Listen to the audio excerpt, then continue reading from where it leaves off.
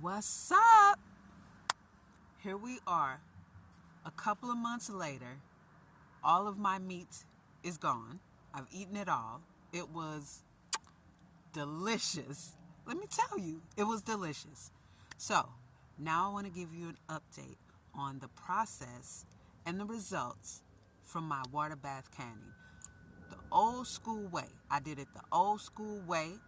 I did it the foreign old school way. Foreign being people who right now today living in countries where they don't even sell pressure cookers. Let's get into it.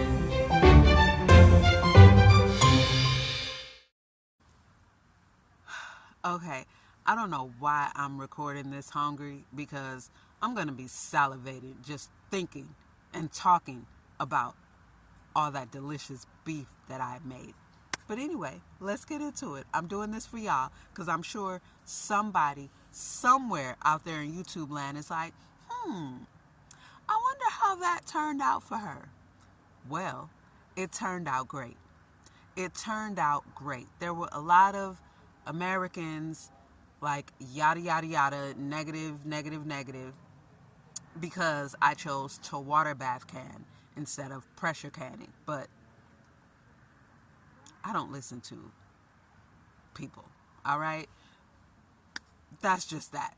Now, like I said, I did the old school granny way of canning my meats, and that was water bath. I did the water bath canning. I followed the same process as the grannies and those who grew up doing that, not with a pressure canner. And just to get to the results, baby, it was fine. It was fine. I made 22 jars of canned beef, beef brisket, beef shoulder roast, beef liver, beef heart, beef suadero. It was phenomenal. Now, here's what I would do differently and why. What I would do differently in the future, once Le Chateau is built out, I will need to get a fridge. Like I said when I was making them, I'm going to have to figure out a makeshift root cellar situation. And that's what I was attempting to do with my wicker basket and my picnic basket. Because when you do canning of anything, meats, fruits, vegetables, they have to be stored in a cool, dark place. I was trying to, in my storage bench right here, this one here,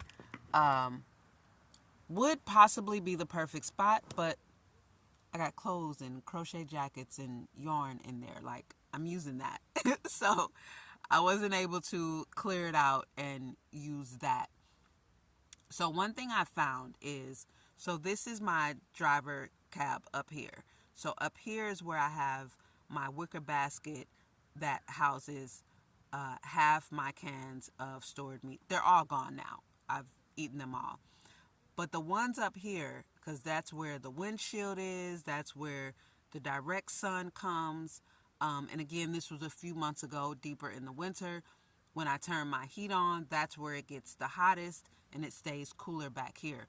So I think I had 2 or 3 cans. Let's just say 3. I had 3 cans where I had one piece, in one can there was 2 pieces of meat that I had to throw out because they were above the fat and they did end up getting spoiled. So I had to throw those out. Everything that was below the fat was fine. So I know for sure to make that much, to make 22 cans, I will definitely need a fridge. I'll definitely need a fridge because, again, whether you water bath can or whether you pressure can, they have to be stored in a cool, dry place.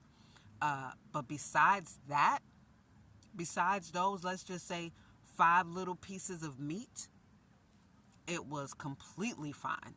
No smell, no discoloration, no funny taste, no nothing. It was fine. perfectly fine. And baby, I'm going to do it again.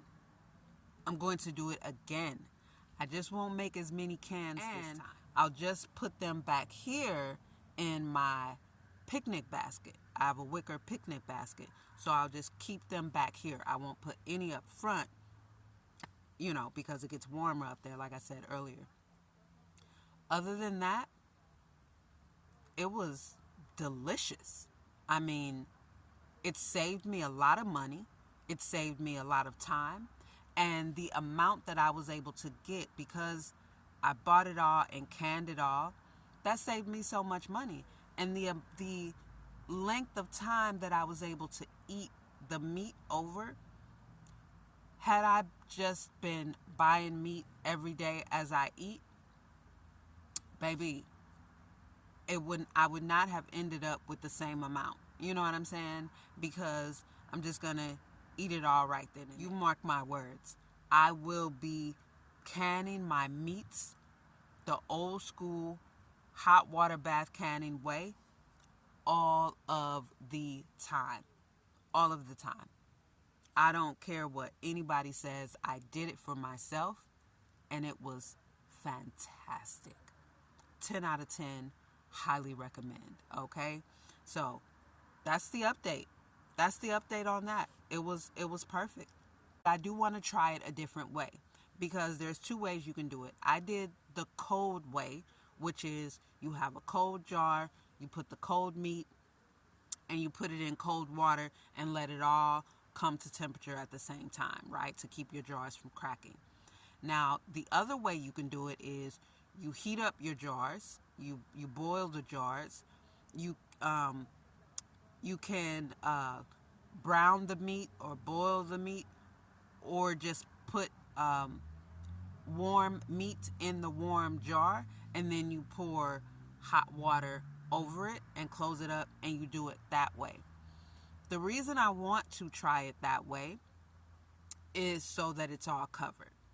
If I don't do it that way where I pour water in it, then I'll just make sure to add more fat to all of my jars, so that when the fat renders, it covers all of my meat, and make sure to push it down really good so that it covers all the meat. Now, all of my jars stayed sealed. I didn't have any jars come unsealed. I didn't have any false seals or any faulty seals. You do have to take the rings off. It is not a safety measure to keep the rings on, because if you do have a false seal on one of your jars and the ring is on there, you won't know it. But air will be getting through because it's not properly sealed.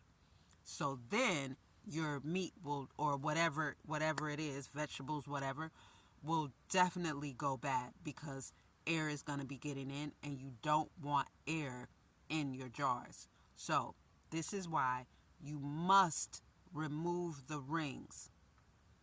If your lid is properly sealed, it is not going to come open. I had to pry my jars open with the end of a spoon each and every time. And, I had to use some elbow grease, baby.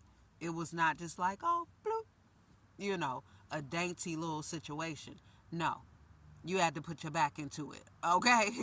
And that is what you want. So a lot of people asked about that. You must remove the rings. That is not a safety measure, keeping them on. That is a danger. So I removed all my rings. Everything was sealed properly, and the meat was so tender. That's what got me. It was so tender. Also, I boiled all of mine, while they were in I did the water bath canning for 3 hours. I did 3 hours on all of it. So it seemed to work. Like I said, I followed the old school grannies and those who are from different countries where they don't even sell pressure canners. That's how they've been doing it for centuries, and that's how I did it. And it worked just fine. The meat was just fine. And, you know, when you have good common sense, you don't need to worry about it. So, because, you know, if it smells bad, then just don't eat it. It's just that simple. And that's with anything. That's with something in your fridge. If it smells bad, don't eat it.